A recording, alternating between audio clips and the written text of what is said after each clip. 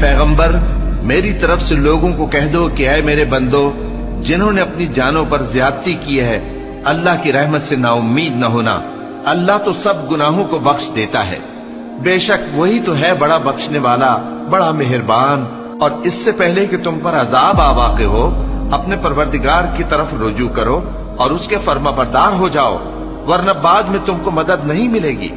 اور اس سے پہلے کہ تم پر ناگہاں عذاب آ جائے اور تم کو خبر بھی نہ ہو اس نہایت اچھی کتاب کی جو تمہارے پروردگار کی طرف سے تمہاری جانب نازل ہوئی ہے پیروی کرو۔ ایسا نہ ہو کہ اس وقت کوئی شخص کہنے لگے کہ ہائے اس کوتاہی پر افسوس ہے جو میں نے اللہ کا حق ماننے میں کی اور میں تو ہنسی ہی کرتا رہا، یا یہ کہنے لگے کہ اگر اللہ مجھ کو ہدایت دیتا تو میں بھی پرہیزگاروں میں ہوتا،